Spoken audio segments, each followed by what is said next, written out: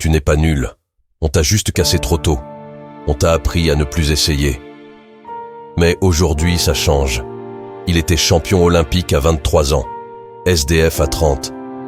Mais ce qui l'a détruit, c'est exactement ce qui va vous libérer dans les 15 prochaines minutes. Regardez-moi cet homme. Dans les rues grises de Lyon, David Kern traîne ses 38 ans comme un boulet invisible, son dos voûté, ses épaules affaissées. Vous savez ce regard, n'est-ce pas? Ce regard de quelqu'un qui a renoncé. Mais David, il y a 15 ans, c'était une machine, un nageur de haut niveau, un corps sculpté par l'excellence, des muscles qui connaissaient la victoire par cœur. Comment un champion destiné à l'Olympe devient-il cette ombre qui fuit les regards? Cette histoire, mes amis, c'est peut-être la vôtre. C'est l'histoire d'une prison que personne ne peut voir. Une prison appelée l'impuissance apprise. Restez bien jusqu'au bout de la vidéo, je vais vous donner la clé pour vous en libérer.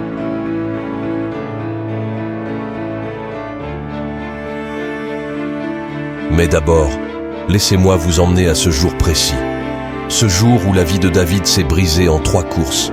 Piscine olympique, Paris, les gradins explosent de spectateurs. 15 000 personnes venues voir leur champion. David Kern, le grand favori. Dans les vestiaires, les autres nageurs l'observent avec ce mélange de respect et d'envie réservé aux futurs vainqueurs. Mais là, au moment de monter sur ce plot de départ, David sent quelque chose d'étrange. Un poids. Là, sur sa poitrine. Comme si ses poumons oubliaient comment respirer. Le signal retentit. Il plonge. Mais son corps, ses muscles, tout lui désobéit. Comme si 15 ans d'entraînement venaient de s'effacer. 6e sur 8 nageurs, éliminé dès les qualifications. Vous savez ce qu'il s'est dit? Ce n'est qu'un accident. Si seulement. 2e course, 7e place. 3e course, dernier. Dernier avec un temps qu'il n'avait pas fait depuis ses 16 ans.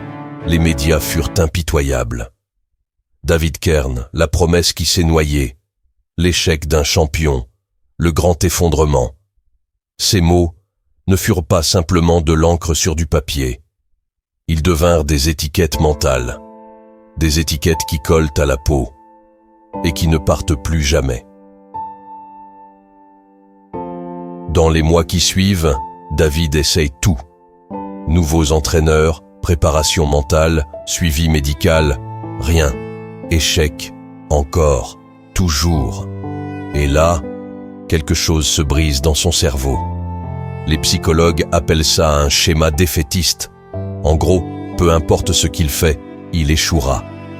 Un matin de 2012, David range son équipement dans un carton.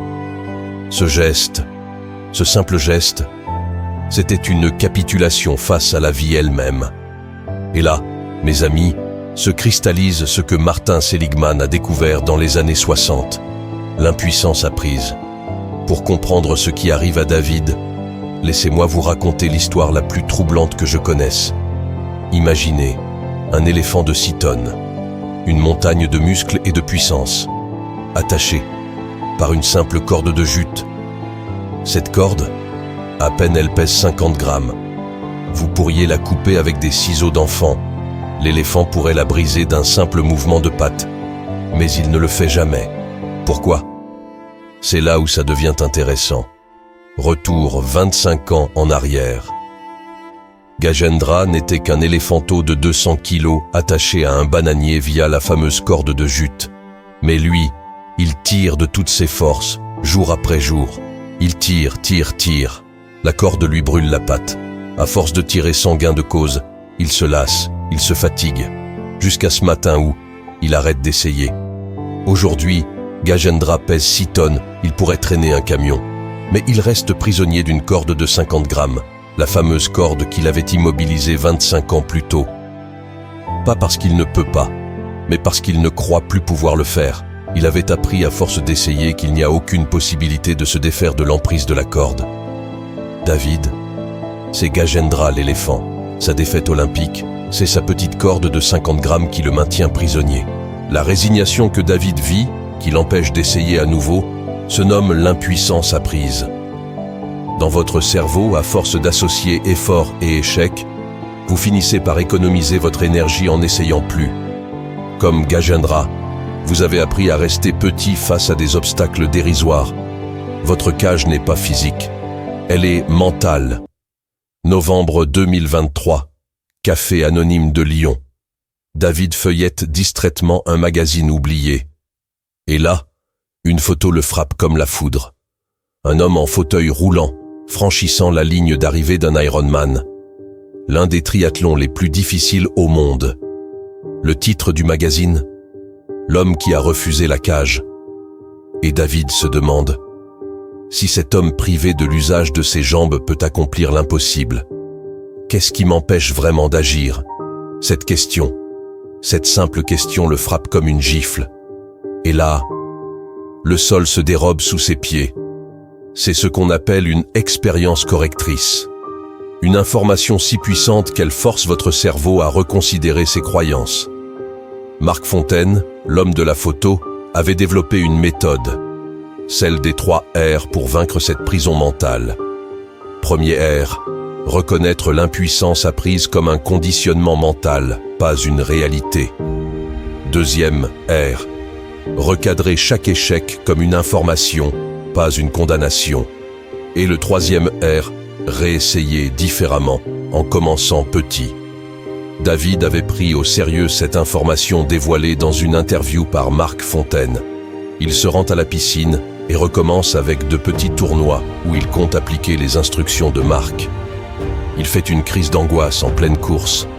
Il sort du bassin devant 200 spectateurs. L'humiliation publique est totale. 1 mois après, ça fait 3 mois qu'il ne nage plus sous prétexte de mal au dos, qu'il est trop occupé. Il se trouve des excuses.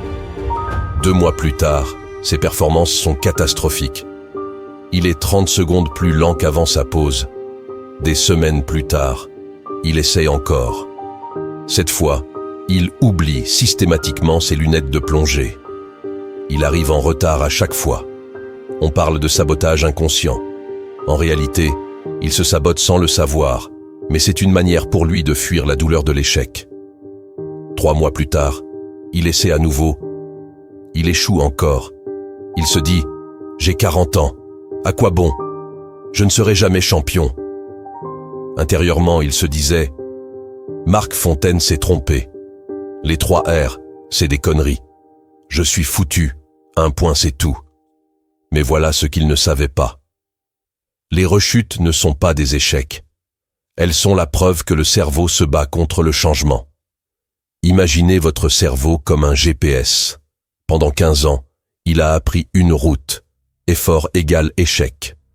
Quand vous changez de route, il recalcule, encore et encore.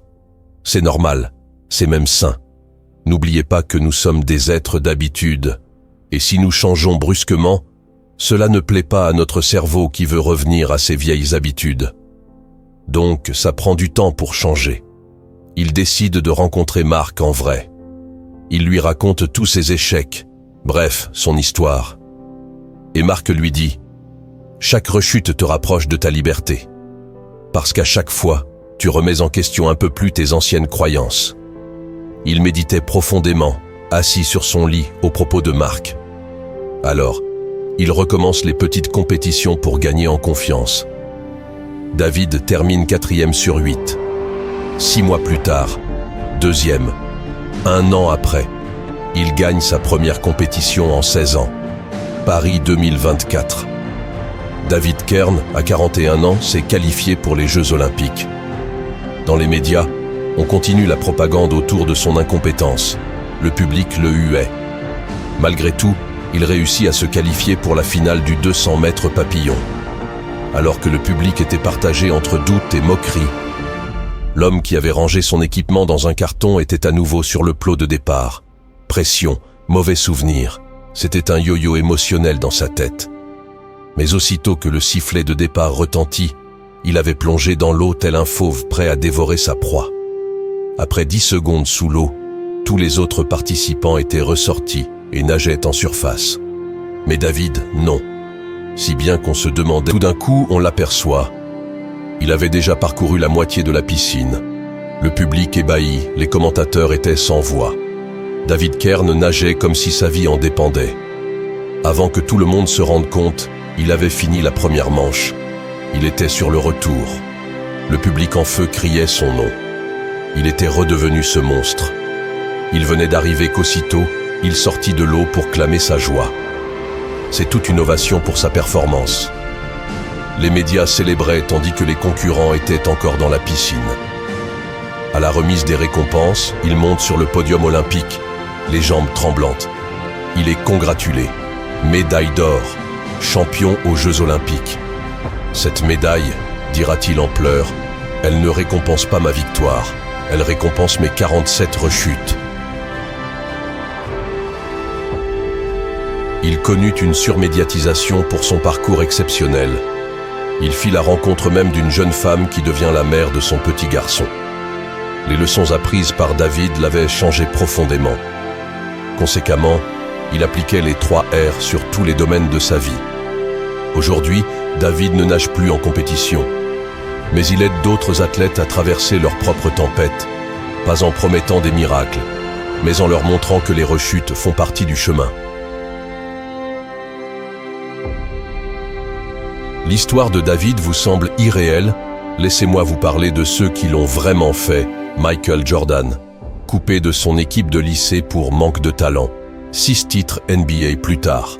Serena Williams, problème de santé, dépression postpartum, chute au 451e rang mondial, retour au sommet à 37 ans.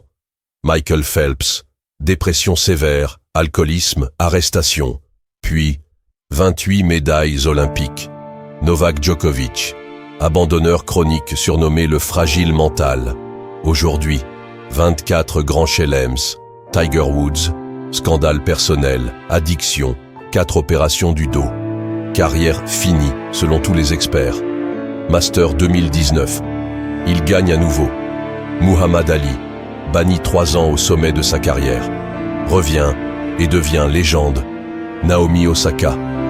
Dépression, anxiété sociale, abandon de Roland Garros. Je ne peux plus jouer, dit-elle. Quelques mois plus tard, de nouveau numéro 1 mondial, et le plus fou, Erik Weihenmayer, aveugle de naissance, premier aveugle à gravir l'Everest, puis les 7 sommets, puis champion de kayak en eau vive. Une étude sur 200 champions olympiques révèle que 89% ont vécu au moins un épisode d'impuissance apprise majeure. C'est pas l'exception, c'est la règle. Vous voyez le pattern? Tous ont vécu l'impuissance apprise, tous ont cru que c'était fini, tous se sont trompés. Maintenant, parlons de vous.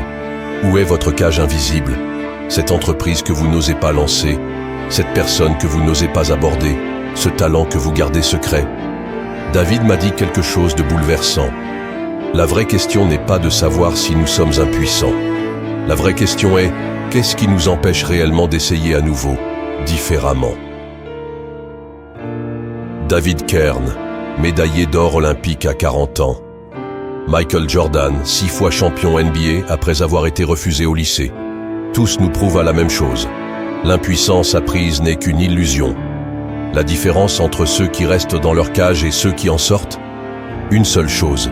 Ils ont accepté que les rechutes fassent partie du chemin vers la grandeur. L'histoire de David n'est pas celle d'un champion miraculé. C'est celle d'un homme qui a compris que la vraie force naît dans la chute, pas dans la victoire. Alors, où est votre podium? Quelle médaille d'or attend que vous cessiez de croire à votre faiblesse? Et si vous entendez encore cette voix qui dit « Tu n'y arriveras jamais », souvenez-vous de David, serrant sa médaille d'or en pleurs, et dites-lui « Regarde-moi bien, je vais te prouver le contraire ». Si cette histoire vous a touché, n'hésitez pas à la partager. Peut-être libérerez-vous quelqu'un de sa cage invisible.